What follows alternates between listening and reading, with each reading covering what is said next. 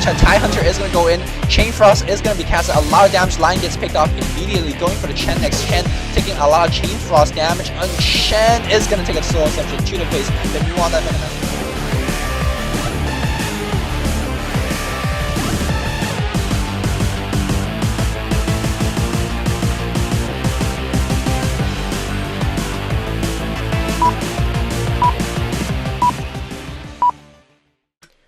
Hey everyone, this is Luminous coming you guys with a pro Dota commentary. This commentary is affiliated with DotaCommentaries.com, and for more commentaries and content, visit us on DotaCommentaries.com.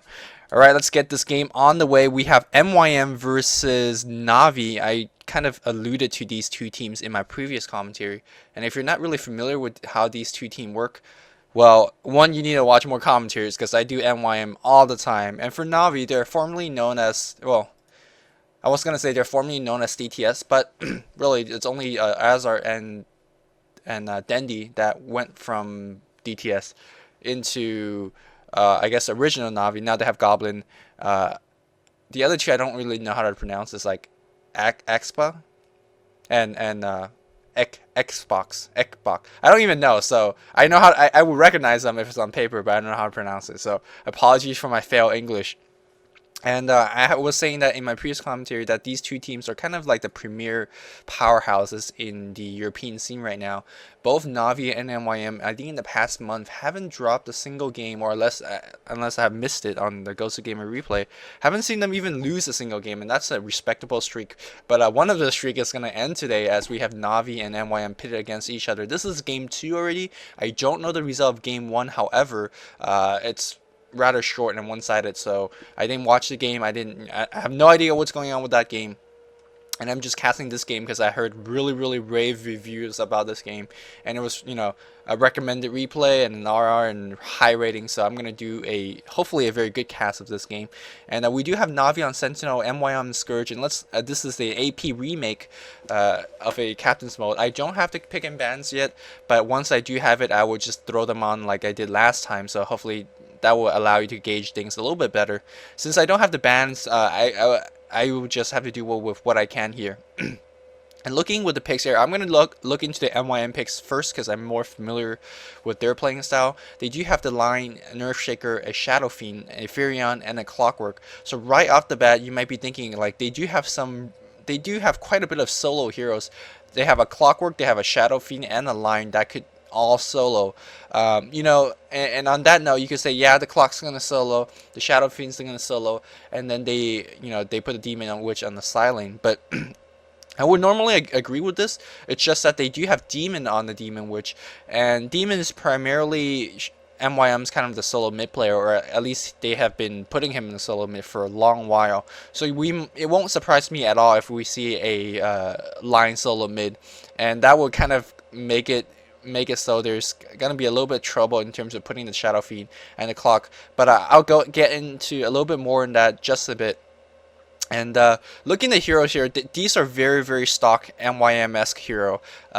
You know, they push very hard, they gank very hard. More in the ganking part, of course, the Clockwork, the Furion, the Earthshaker, and the Lion are great gankers. And after you get a successful gank off, they do have really good AoE spells in terms of clearing the creep wave and then just pushing really hard. Furion, on that note, especially, you know, he just come in from anywhere on the map and then turn any gank into a +1 gank. So on that regard, I feel like MYM did get the hero that they usually would want to have. So these heroes fit their playing style extremely well, and they should be extremely comfortable playing this kind of lineup. Again, gank very aggressively and then push very aggressively. However, on the other side, Navi here, I'm not really too sure of how they usually would pick, but in terms of this game, I think their hero match up against MYM's extremely well.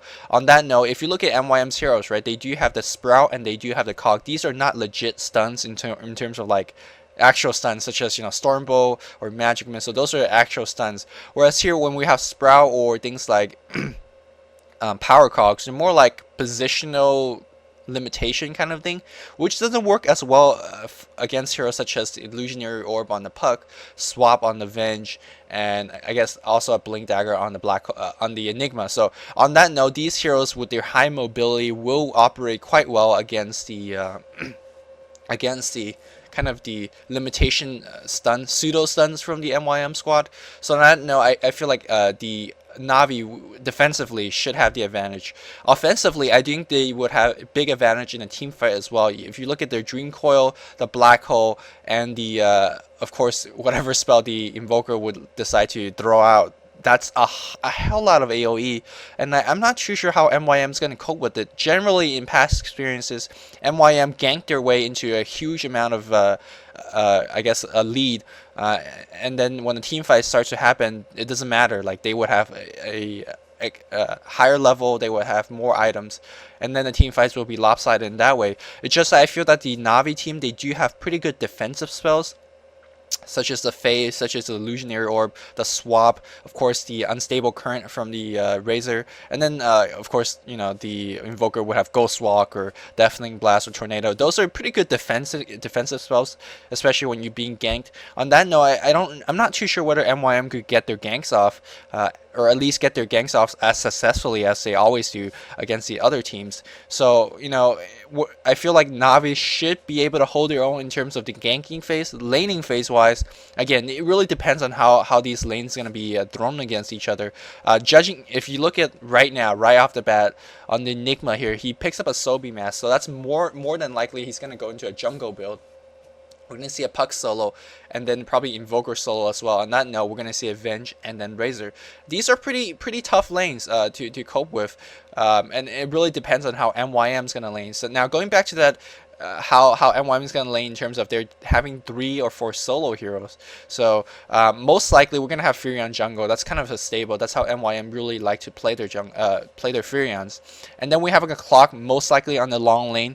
Shadow Fiend, again, Shadow Fiend and Lion, which one's going to go solo mid? I'm pretty sure that this will sound really odd. I'm pretty sure that Lion's going to go solo mid, and then Shadow Fiend is going to go on the top lane. Now you might be thinking, Luminous, what the hell you're smoking here? I did get a chance to talk to Pusher in that DC Talk number 3 where Pusher and Mania came in. I'll get into a little bit more on that later, but in the game that MYM played against GG.net, they did run an Earthshaker and a Morphling top lane, dual lane against whatever the opponent long lane solo was. And in that game, they had a really easy time in terms of pushing down towers and keeping the puck low. And it is Mania and Misery on the same exact combo, so it won't surprise me at all if that's what they do. Let's see if that's what they're going to do, though. So I don't think I have too much other early game analysis to give, but just to do a quick summary, Navi wins the team fights. MYM more ganking, pushing.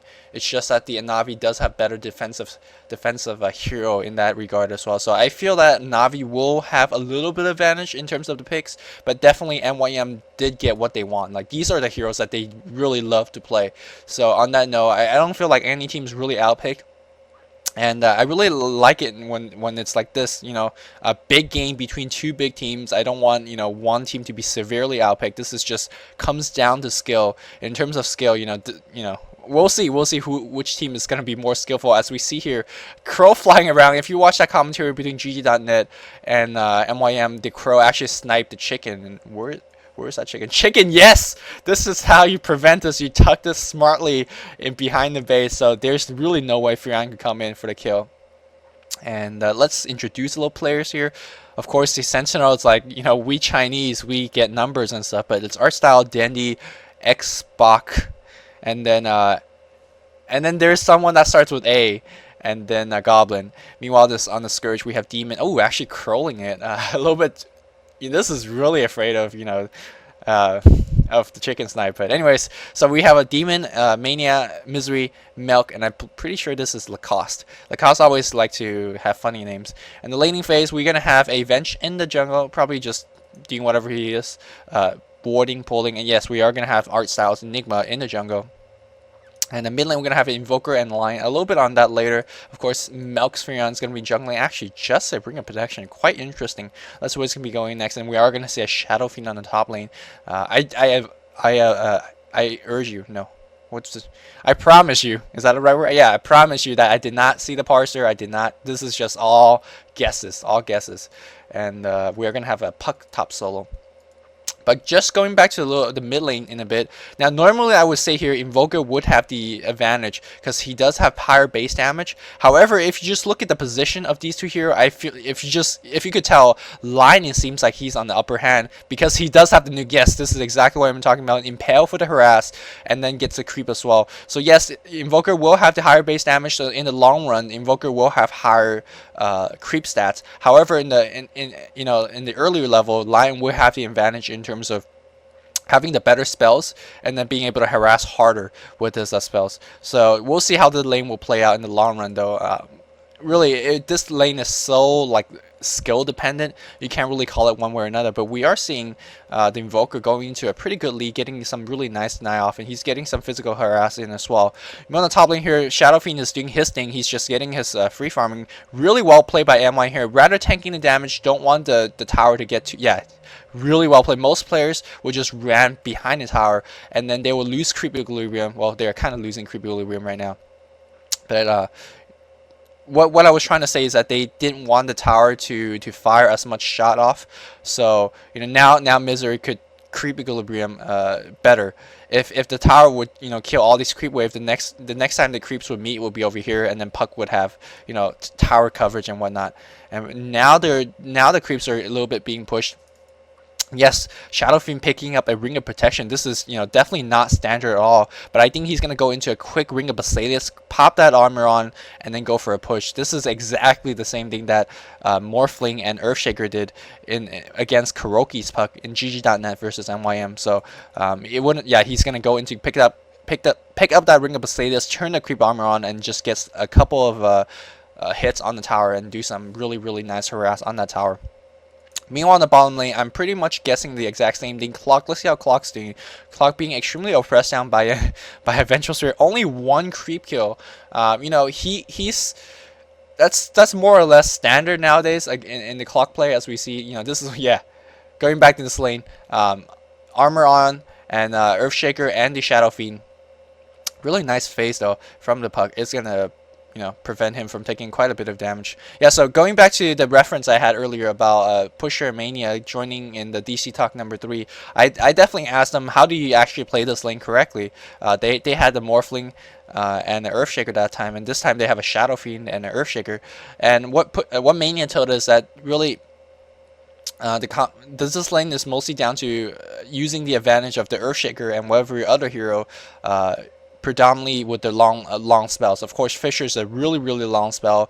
The waveform or the C rage is a really long spell as well. And once you go press down on the tower with your Basilius turned on, you basically just run past the tower. You force the enemy Puck to go back. If the Puck chooses to stay around, then you just throw a Fisher and then just go for the kill, or just throw a Fisher and scare him away and then kill the tower. So in either case, you basically push down the tower, you basically prevent the Puck from getting any EXP, and then you just deny like crazy, like Misery here as well. So you can see that Misery is already close to level 4, and Puck, actually slowing down on the EXP, or behind on the EXP. So on that regard, MYM is playing this lane, exactly according to the plan. You can see that Misery here toggling on and off the Ring of Basilisk. If he decides to, he doesn't want to push, want to maintain the creep equilibrium a little bit, then he will turn off the Basilisk. And if he decides to go to push, then he will turn it back on. But looking at the mid lane here, 13-3 is the Lion score, and 19-16. A lot of denies from the Invoker, and Lion going very aggressively. He's a little bit behind in terms of EXP, but it doesn't really matter that much. Now, one thing I want to say about Lion and Invoker is that, well, these two heroes are obviously very different, but Lion is, well, the bigger difference, in my opinion, holds in terms of that Lion could be quite effective at level 6 or 7. However, Invoker, on the other hand, isn't as effective. Of course, he can still be very effective in terms of having high extort and then, high Sunstrike points. But on that, Finger of Death is definitely a more threatening spell in the earlier stages of the game. So Invoker quite a level dependent hero. Meanwhile, on the other hand, Lion isn't. So we will see Demon, and the MYM team will be extremely aggressive in the earlier outset of the game, which again fits MYM's playing style. But looking at the bot lane here, every time I look at the Goblin. He gets 1 kill as we see. No, he baits out the phase though, but no, not gonna go back in. Ring of Basilius turned on. Milk joins in with the push. He does have probably a Force of Nature level 2 at this point, and yeah, they're gonna do quite a bit of damage.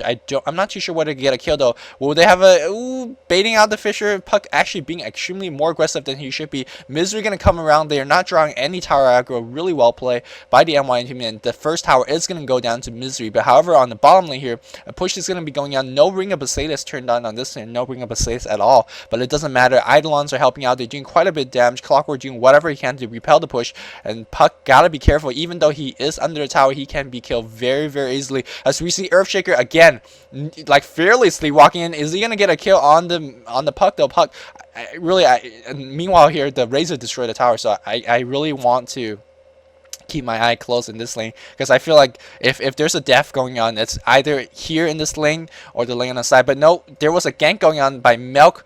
Milk ported in, but Ghostwalk being popped out on, Ghostwalk being popped on the Invoker. This is what I mean about Sentinel having more of the defensive spells, being able to survive better. So in that, they will be I mean, MYM ganks really hard, but if you have Ghostwalk, that will help out. Meanwhile, here more pushes going on from the Navi team. The Freon was forced to well, not forced, but he was TPing mid, so that push on the top lane was slowed down a little bit. But meanwhile, here this push is not slowing down at all. Treads and Vitality booster finish on the Razor, so really good farm on the Razor, and let's see if he's gonna get this tower. That's the second tower down for MYM. That's really quick tower counts.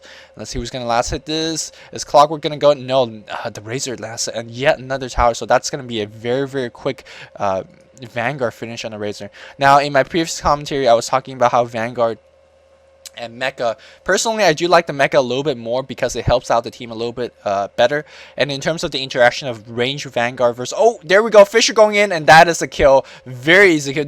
Look at how easy that was. That is the power that of this lane in terms of... It will press you down in terms of level and EXP.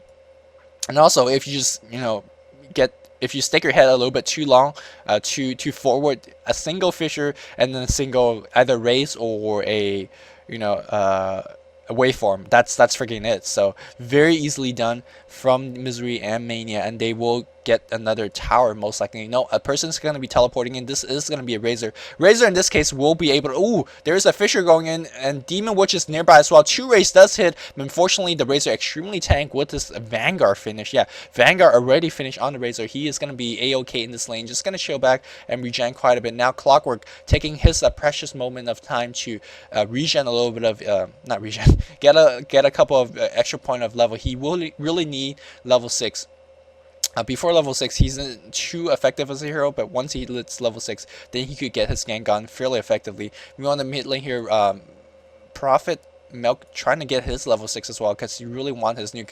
And actually, the Vengeful Sphere did pick up Invisibility Rune. Looks like they're going to go in for the... Ooh, they are going to get the Puck. The Puck is going to go down to the Shadow Fiend. Shadow Fiend being hit down by the tower, and actually, Razor might get a kill with his nuke. Oh, Sunstrike is going to hit. Really well played by the Sentinel team right here. Good map awareness by the Invoker player. Really well placed Sunstruck.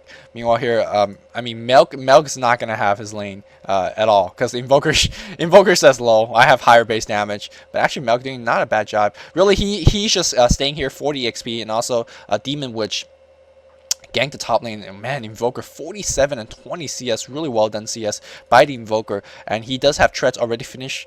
And let's see what item he's going to be going next. I'm guessing it's going to be a Force Staff, primarily due to that they have a Clockwork on the enemy team.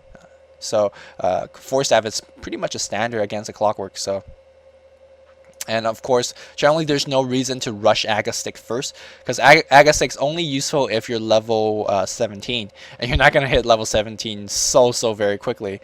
You're going to farm Aga, I mean, most players, if you're farming extremely well, such as this player here, 555, you can farm your Agastick and whatever, either Force Staff or Eul Scepters in about 26 minutes, 24 minutes, and then that's around the time you hit level 13, 14, 15, depending whether you get kills or not. So there's really no need to rush Agastick as your first item. You can actually get it as your second or even third item, and then you hit level 17 around that point, and then everything works out.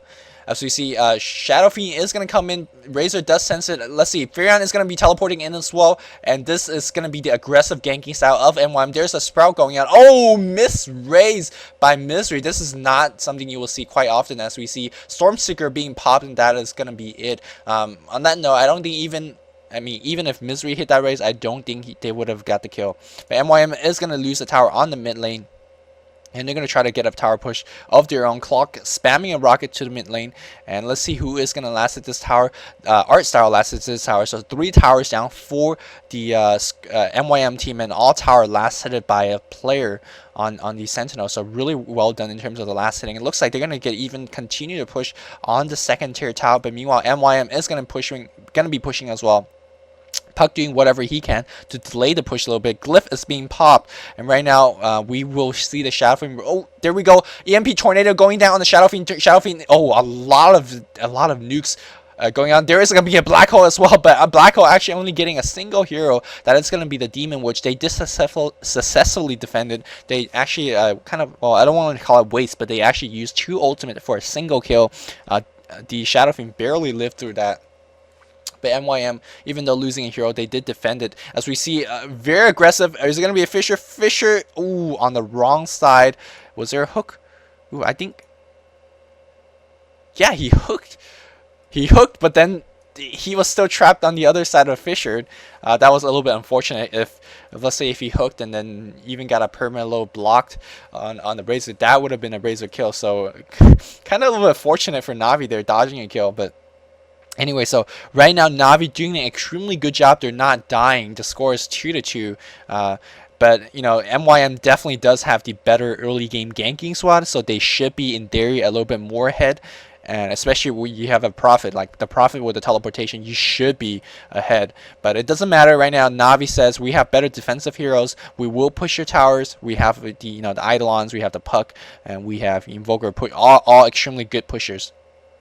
So we're going to have a teleportation going on, and really just a lot of positional play. No, Melk comes in with the teleportation. Now they're going to go in. Oh, Razor almost getting killed. Let's see if there's some magical Sunstrike. No, a Demon which is going to salve up immediately, but Melk might be in trouble. He's not going to be teleporting out. There was an EMP Tornado or just an EMP, and they did get a kill. But actually, that was a very, very much needed kill for MYM. They really need to slow down on that Razor's farm. And Razor, I mean, if he gets a really, really quick, Vanguard Hood, not many hero combination could kill that Razor, especially not the MYM combination. If you look at MYM's heroes, very bursty heroes, but if that Razor gets so tanky where you can't burst him down, then you're in a lot of trouble. So that kill, even though they sacrificed a Prophet for it, it's definitely worth it. Meanwhile, looking in jungle here, Arstyle just doing whatever he can to continue to get up his. Ooh, he's gonna go for BKB first, which makes sense. I mean, Blink Dagger is of course very, very good, but I think he's gonna just have his Puck to do most of the dirty work, Blinking or actually Illusionary Orbing, and then getting a Dream Coil. Basically, he just walk in with the BKB popped and then get an ultimate on. On that note, that's very good because most likely the Fisher and the the long range of the Hex will be able to cancel him out even if he blinks in. So BKB is more of the safer choice, and if you trust your teammate, I'm sure they will trust your teammate because they're Navi. They will be able to get a combination and go, ooh, what the hell are they doing? Fisher, oh, that's a wrong block. No, is he blocked? No, he is not going to be blocked. Malphite is going to be cast. Dream Coil is going to be cast as well. Illusion Orb going to come in. No, okay. There's going to be a Magic Missile. He does have the haste ring, so, ooh, Mania barely living through that, so really good. Oh, there's a Sunstrike though. I don't want to count it too early. Mania doing the juke. He's trying to juke. The creep sees him. Okay. No, is there going to be Sunstrike? Is there going to be Sunstrike? He's juking left and right though. No, I don't think Sunstrike is coming. I mean, I don't want to miss it. It's like if I take my camera off the screen, off the Earthshaker, he's going to die magically. No, he's going to teleport back, so he's going to be okay. Me here on Shadow Fiend on the top lane here is going to be able to get a little bit of free farm. Now, this is going to be extremely dangerous to leave a Shadow Fiend like this because he will just 2 raise, get 5 creeps, and then just push. And also, he has a Ring of Basilius, so that's a different from the, I guess, the standard Shadow Fiend core. But on that note, he will be pushing your creeps, he will be pushing your towers and putting a lot of pressure. This is how MYM would like to play. At the very least, it will force at least Razor or some other hero to teleport back. And then on that note, you know, these 4 heroes on the MYM side could be a little bit more aggressive. It looks like Invoker is going to walk there instead. Invoker going BKB first as well. Very, very interesting item. Again, BKB will give you that kind of defensive nature, especially if the MYM like to play so aggressive and come in and then do a 3v1 gang. It doesn't matter because all of these heroes will just fall to BKB. So no big deal on that point. BKB actually very, very smart item choices from Navi, and they're gonna have 2 finish relatively quickly. Now, one thing about,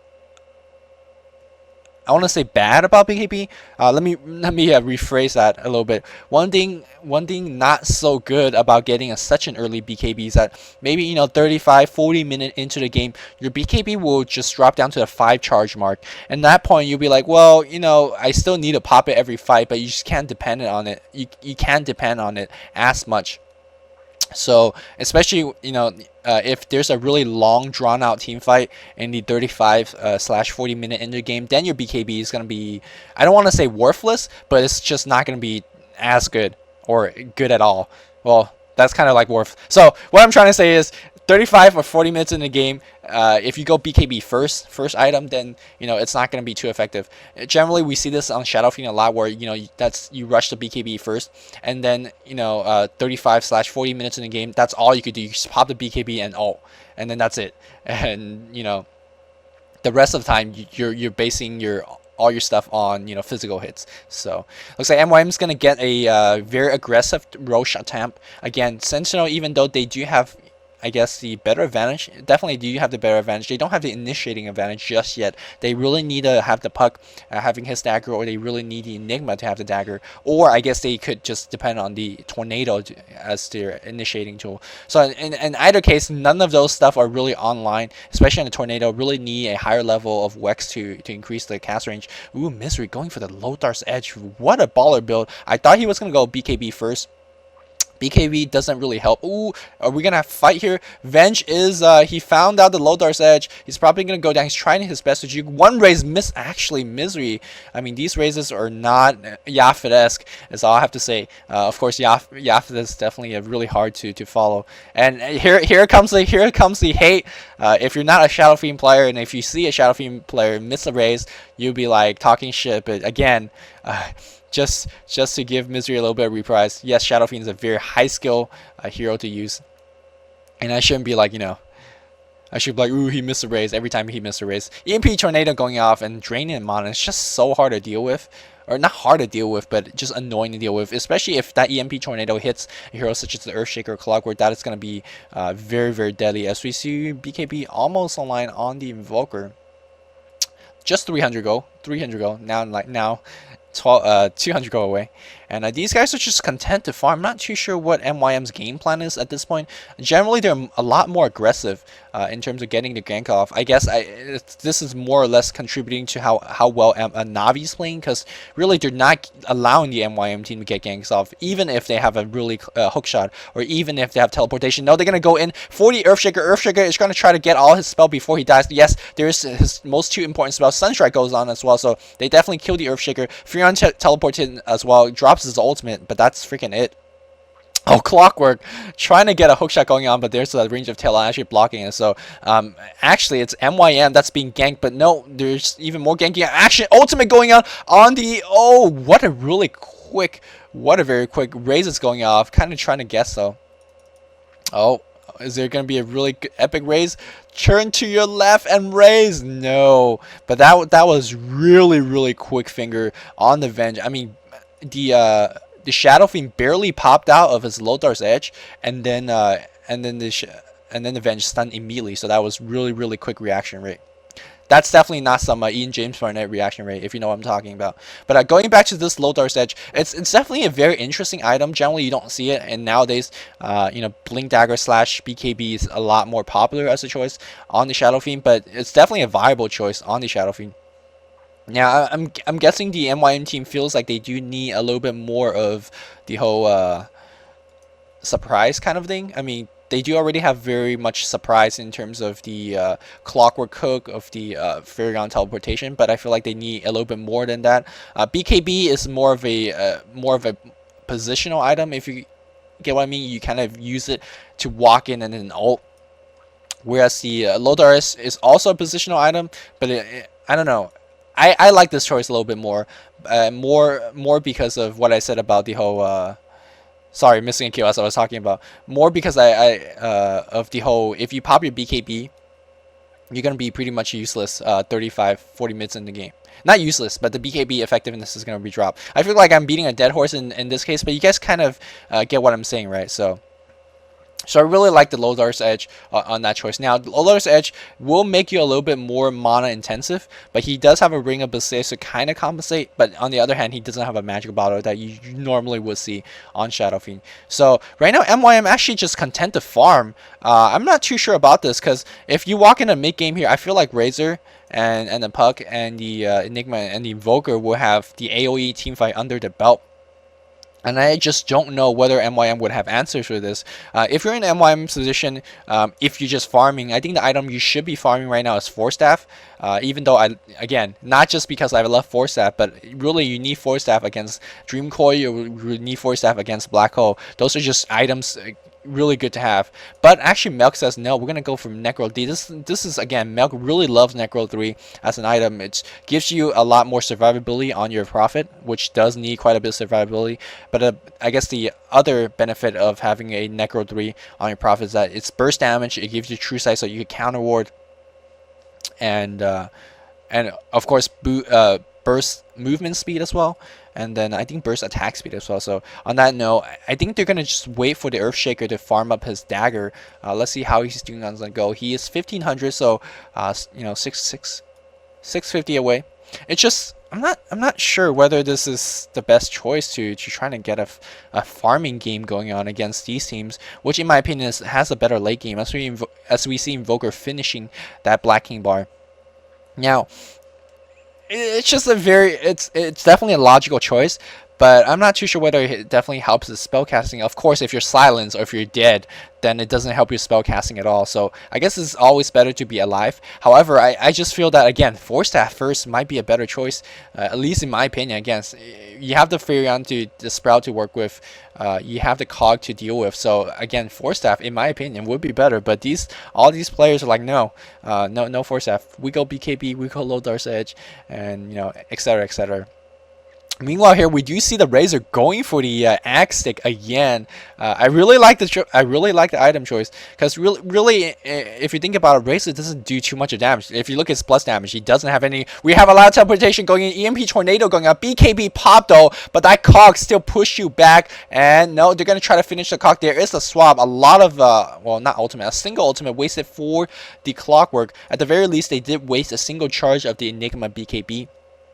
And Melk actually somehow destroyed the tower, I guess, through right click as well. Meanwhile, even more push going on. Shadow Fiend is going to get this tower killed. Puck is going to try to get it denied. Unfortunately, he's not going to be able to do so. Lothar's Edge is going to be popped. There's a Blink Dagger already finished, but someone's Blink. Oh, Hex, no Hex. Oh, Blink Dagger both online on the Puck and on the line as well. So this game is going to get a lot of action pack, as we see, because all these heroes will have great mobility. Puck, of course, the Blink Dagger, Illusionary Orb, the mobility of the line with the Blink Dagger as well, and also the mobility of the BKB Shadow Fiend. So BKB Lothar's Edge Shadow Fiend. So in this regard, I feel like the Shadow Fiend could just use his Lothar Edge to pop his ult and then pop the BKB and then fight for 10 seconds, as opposed to how usually the Shadow Fiend has to waste at least 2 or 3 seconds of his BKB for the for the ult. So okay, I spent like 2 hours talking about this, but you guys get what I mean, right?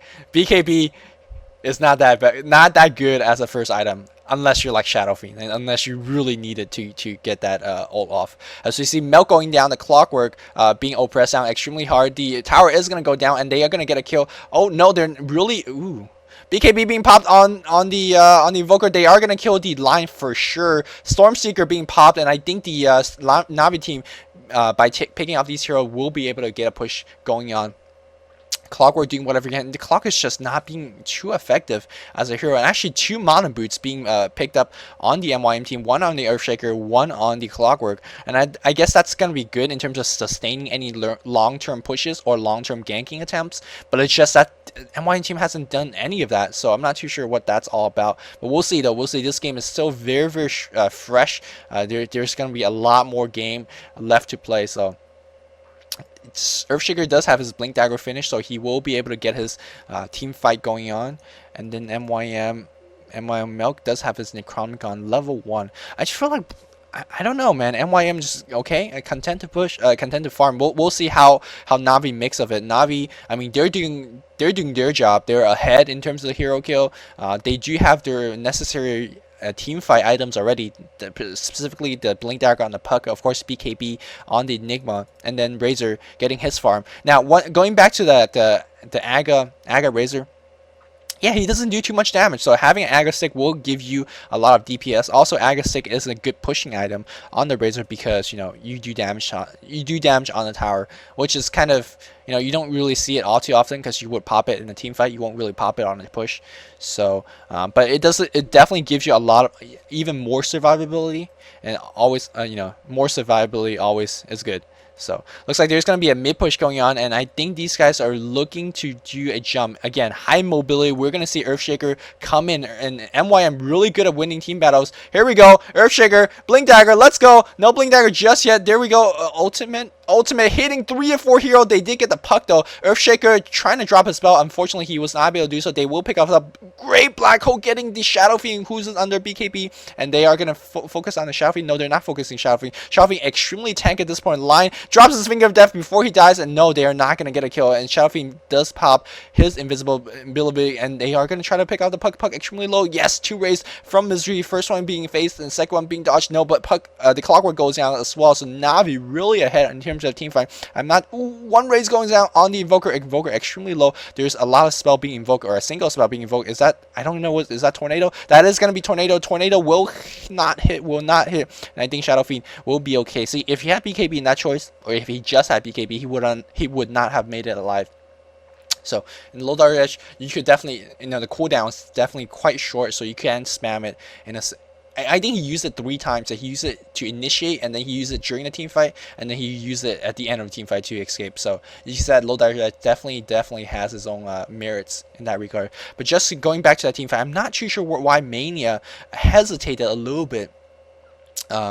Yeah, on that note, he was seen, and then I think if he just blinked Echo Slam, sure, it would not be the best Echo Slam because there weren't many creeps around. However, it doesn't matter, like, you change stunning 4 heroes. Of course, the Shadow Fiend was nearby as well, so he will be able to, oh, look, no, they're gonna get a gank on the Razor. There's a lot of teleportation going. Stormseeker being popped. There's gonna be a Sprout. No Sprout. Those Venge is gonna be coming around. There is the Sprout. Lion's gonna be coming around, and there we go. They're gonna kill the Venge nonetheless, and they're gonna try to kill the Razor. There's gonna blink Hex going on the on the Gillette, the best a man can get, and he is gonna barely live out. They're gonna be C-Rays. C-Rays, give me a C-Rays. No C-Rays just yet. Razor very high mobility, high move speed, and Rocket is gonna get killed. Furion's going to come in really well played by MYM. This is the high aggressive mobility ganking team of MYM, and because of that, I think they will be to push this level 2 tower. Invoker trying to get Invoker a great defensive help. It's going to go for Hex. Very, very interesting choice. And that EMP Tornado making these heroes extremely weak. I'm not too sure whether they could sustain the push right now. Are we going to have an EMP? No, there's going to be Ice Wall. Ice Wall is invoked. There we go. Ice Wall. Ooh, really nice blink from Demon. And he just barely got out. He definitely would have died if he didn't blink out in that case. So, actually, I'm not really... I mean, Hex Invoker is good in that. It's good. And it's definitely not bad. It's just... I feel like... as an Invoker, you want to throw out as much spells you can as possible. So Agastic is most likely a core.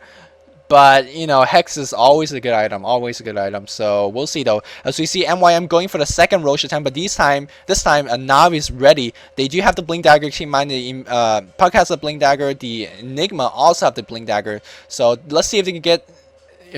no, okay, Ice Wall. Okay, everyone ports out, so they're gonna be okay. Oh no, Shadow Fiend, your Elodar's gonna be running out soon. He is gonna be okay. But looks like Navi's gonna try to get the Roshan for themselves. Let's see. Roshan's extremely weak. Are we going to have an epic hookshot grabbing a hero? There we go. Hookshot grabbing Enigma. He does have BKB. No, there is a Hex. Enigma goes down immediately. Oh, there is a EMP Tornado going in on Shadow Fiend. Shadow Fiend extremely low. He needs BKB. Pops the BKB. Pops the ult. Gets a really nice swap. Really well done by the Vengeful Sir. Really quick fingers. Ult goes off immediately. They are going to focus out on the Invoker. Invoker goes down. Blink Dagger coming in. They are going to pick off the Venge. Are they going to pick off? No, Gillette is still alive. He's doing quite a bit of damage. Goes down. Picks up a double kill. And now Furion in trouble as well. He is going to go down. Are we going to have buyback? Invoker bites back though. Invoker bites back. He's teleporting in. Furion's going to go in. I think Clock bites back as well. Shadow Fiend bites back. Everyone and their mom biting back. Enigma bot back as well. Triple kill picks up by the Razor, and they're going to do quite a bit. Lion bites back as well, and Puck's going to go in. Puck's got to be careful. He one rocket and one impale will be the death. Shadow Fiend coming in. Shadow Fiend picks up a kill on the Puck, and now going to go for the Razor. Razor extremely low. One more raise should be able to do it. One more hit. Yes, Razor going to go down, but Invoker coming in. Ice Wall being invoked once again, and they're going to try to get a kill. And EMP Tornado. No, Furion bites back as well. I think like 7 or 8 players all bite back. Clock, hookshot going in, and Enigma using his black hole that he never used in the beginning of the team fight. And they're going to try to finish an Invoker. Invoker extremely low. And Avenge just respawn back. Oh, very, very low. Swap goes in. Really well played by Navi here. This game is just freaking insane. 19 and 14 is the kill. Furion now is in trouble. I don't think he will be able to teleport out. EMP. No, that was just a tornado. And Furion will go down. And I think with that, the Aegis will be going down. So, no, Earthshaker comes back in. Let's see if he get a trap. No, Earthshaker now in trouble. He cannot 1v4 the enemy team. And he is going to go down as well. So, MYM being a little bit ultra aggressive with the buyback. No, even another buyback. No, Shadow Fiend just responded. There's going to be one raise. Oh, just raising for fun. Just raising for fun. Hawk is going to come around. I don't think the Hawk could get the Aegis steal. Maybe he can. I'm not too sure. But can he get? No, he's going to be stunned. He does have the BKB. He pops it. Low Dark's Edge, no Dark's Edge, no.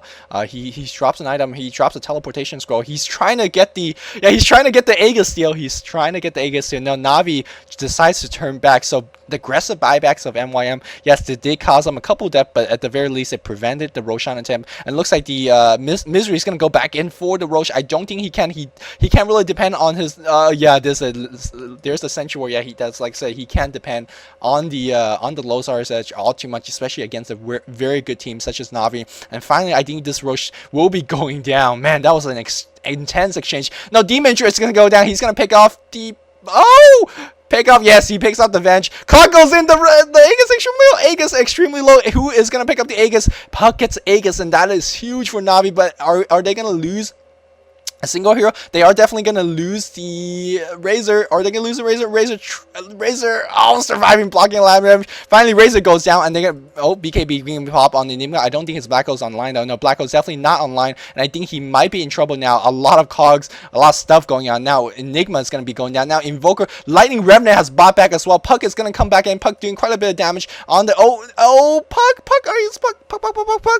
Puck is going to go down. Yes, he does have Aegis now. Clock is going to be still here as well. I have lost track of who's buying back and who's not buying back. There is the BKB being effective against the Clock right now. Is he going to kick off the Clock? Clock extremely low. Puck blinks in for the kill. Slams 2 hero, and it looks like Razor might get a kill. Sunstrike going. Oh, how did he survive that? I'm not too sure how did he survive that. But now Lion is gonna get out, and the Earthshaker is gonna get out. Man, I need to take a breath. Misery is gonna go back to get his souls back. And one thing about Shadow Fiend unable to buy back is that he really needs his soul, but he will get it relatively quickly because he is mowing down creeps like crazy. Man, that wasn't like a 5-minute long team fight, and that was very, very reminiscent of the game casted by Jack. I think it was Nirvana Malaysia versus Stars Boba. If you have not seen that game, I definitely urge you to watch Jack's commentary of it. Man, it was even more epic than this team fight that we just witnessed. Not to say this team fight was not epic at all. It was like 5 minutes, or not 5 minutes, 10 minutes of non-stop team fight. So they're like, well, we're not gonna give it the Roche. Everyone's buying back like crazy, man. But this team fight was just huge. But going back to the summary of it, I gotta say Navi's ahead. You could tell by the hero score, but also because of that, because the Navi picked up the Roshan kill, so that's extra 200 gold. Also, they did pick up the Aegis, so Puck was able to go back in and get a couple extra kills on that regard. So I feel like Navi right now is kind of fighting their way into a mid-game victory, and I'm not too sure how MYM is going to come back. That is Necro book number 2, pretty close to Necro 3. I'm guessing Milk is sitting at, yeah, he's got his Necro 3, and then Earthshaker's got his stuff. Now you just need your Shadow Fiend to carry you pretty much, because all the other players got their items. Blink Dagger finish, Necro 3 finish, Clock doesn't have too much of anything. Going extremely tanky, going for the Mecha and the Vanguard, so he's just gonna go all out tank. I'm just not too sure whether he can tank the Razor and the Invoker. Just a lot of damage, and oh, Observer Ward's being dropped down, and looks like they're gonna make a jump. All ultimates on cooldown. Yes, everyone's ultimate on cooldown aside from the Furion, which isn't too much of a team fight ultimate in that case. Necro 3 picked up, and looks like the Shaker is gonna be coming in. That rocket actually revealed where the clockwork is, so I'm not too sure whether that was the best rocket of all. And now Misery doing the standard MYM thing, pushing your towers, doing the Pav Joe, and it's gonna either force you to port back, or you're gonna get wrecked. So let's see though. A lot of guerrilla warfare coming from the MYM. This is all guerrilla warfare. Actually, Furion TP's in. Does he have a TP scroll? Yes, he does have a TP scroll. 2 to be in fact. Looks like they're gonna trade a mid tower for a base tower. I'm not too sure what this is the trade. You want to say Black Hole blinks in, battle getting 2 hero. And looks like Lozar's edge. He's gonna get out, and I think the Prophet is gonna go down. And let's see if the mid tower is gonna go get denied. Blink Dagger goes in. BKB stream pop on the. I don't think he can make out. No, there's a Cog actually pushing it out, but they did lose their Shaker, and now they need to focus down on the Razor. Razor taking quite a bit of damage despite him being tank. Ghost Rock being puppet, but they do have Dust. 1 raise, 2 raise. Invoker does go down, and are they gonna pick off the Razor though? Razor is gonna 1 hit, 2 hit. Oh, it's going off. And Dream Coil, really nice swap from the Venge, and now the Misery is going to go down. Are we going to see intense buyback going on? No buyback. So, successful defense from Navi here. Defending their base tower, killing the Furion, and keeping the Razor alive as well, and then will allow them to push a secondary tower. So Navi, slowly, but they are inching their way closer and closer to victory. MYM doing whatever they can, but it's just not enough. This Razor is just too tank. I was reading some of the comments in my previous commentary between BP and MYM, and some people were bashing that Aga Razor isn't a good build, and I would say that this game will allow you to prove differently, because Aga Razor just tanks so hard, deals so much damage. I think the only reason that the BP Razor, I think it was played by Sony Ace, the only reason that he didn't play, or he wasn't as effective, is that he was literally like an arrow magnet. Every arrow that Mizu threw out, he just kind of like walked into it or just tanked it. So in that regard, if you're gonna take 5-second stuns, it doesn't matter what items you have, you still die. But really good positional play from whoever this is, Yellow. I don't even know. But also, I think the unsung hero in this case is also the Venge, because he's in swapping his teammate really well, man. He swapped his teammate at least 2 or 3 times in this game and just saved their lives, especially if it swaps on Invoker, swaps on a Razor, are just epic. Now, even though Navi's ahead, I don't want to count MYM out. Who is our favorite comeback team that despite against all odd comeback? That is going to be MYM. So even though MYM's quite down, and their enemy is definitely a very strong team, I don't want to count MYM out. Looks like the Shadow Fiend has picked up an Eagle Horn, and let's see though, if he could finish a very quick butterfly and win a couple team fight, that is gonna be pretty big.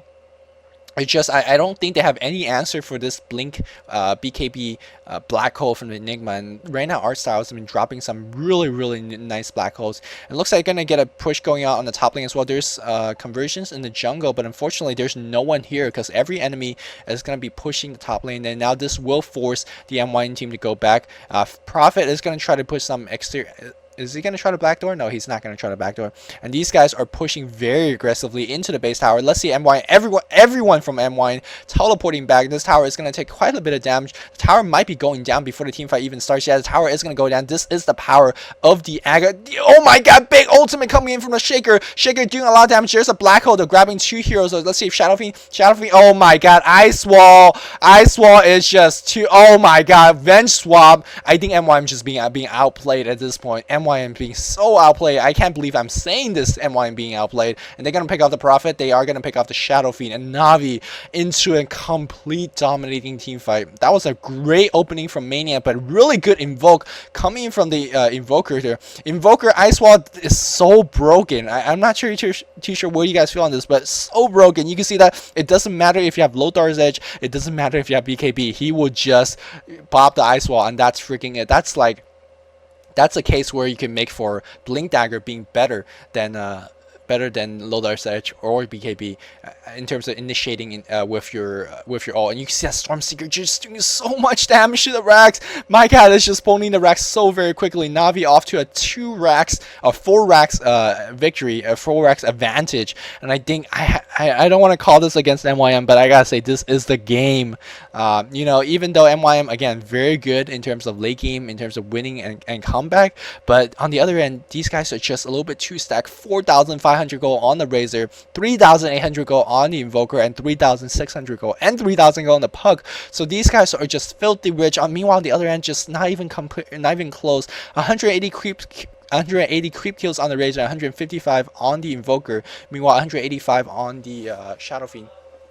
And that's pretty much it. So, I mean, these MYM is going to try to do whatever they can, but you got to keep in mind that MYM thrives off pushes, and they don't usually do well when they're being pushed upon. So on that note, they're not going to have, you know, usually MYM rides their advantage in terms of, well, you know, we have big creeps pushing one of your lanes, and then we'll team fight you in a different lane, and then we'll just win.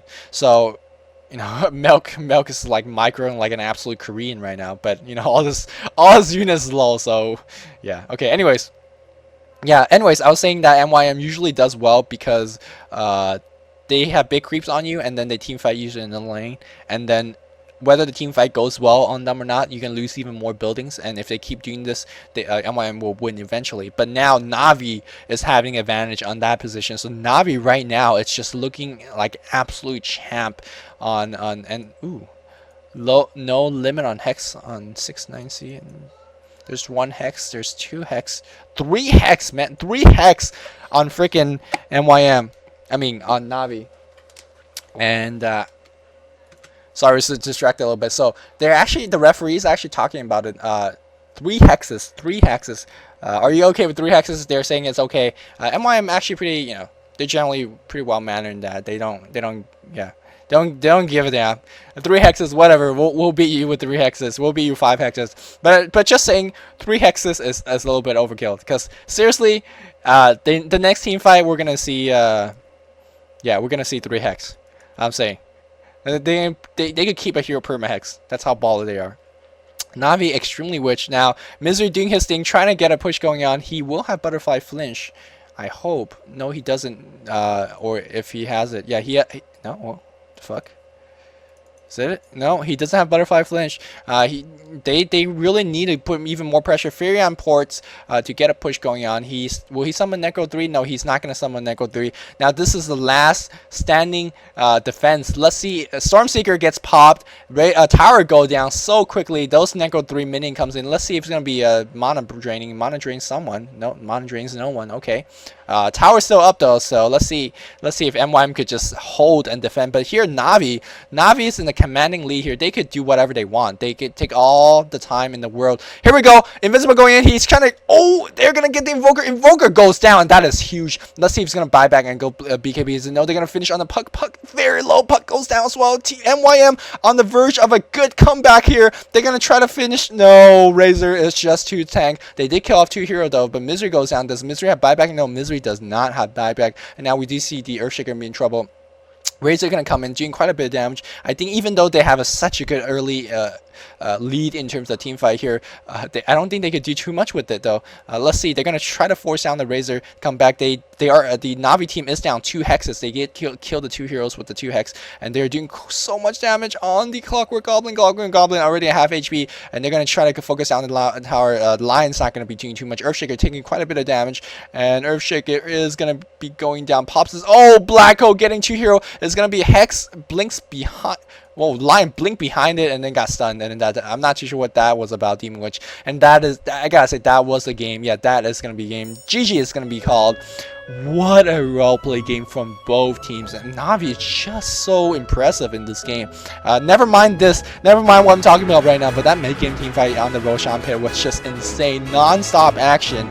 But at the end, it was just too much team fight capability from Navi. There was no answer in that. There's no Beastmaster, there's no event swap to anything to cancel on the black hole, and right now, art style is that was DGC-esque in terms of just initiating properly and then just winning team fight. Very well done in terms of black hole. Venge, my god, his swaps were just epic. Swapping his Razor out whenever necessary, swapping the Invoker out whenever necessary as well. And then excuse me, Razor just did rest of the dirty work, soul stack, Aga third item, and then managed to finish. Really well done in terms of carrying his team, doing the necessary DPS, and then tanking for his team as well. 17 armor, 2700 HP, soul stack, the Gillette, the best a man can get, and really well done. But MYM on the other hand, so well played as well. They did of course, even though I think this mid-game skirmish, mid-game long team fight is kind of what dug themselves into a hole that they desperately cannot claw themselves out. But that was really impressive MYM play. Even when they're down 2 Raxes, yes, even when they're down 2 Raxes, when they're down 3 Hexes, they were able to initiate like absolute champs, picked off the Invoker, pick off the Puck before they cast any spells, and you can't really ask anything more than that. So despite being so down, the team fight of MYM just allowed them to carry them on into a very good team fight as well. So but you can't ask for anything. Navi just exceptionally well played. Kudos to Navi, man. Great picks, great plays, and I think just really well-rounded performance from all 10 players. So aside from that, I hope you guys enjoyed this commentary, and again, I'm always welcoming even more feedback, even more suggestions to help my commentaries to be better and whatnot. So that's it from me. I hope you guys enjoyed this commentary. This is Luminous signing off. GG guys.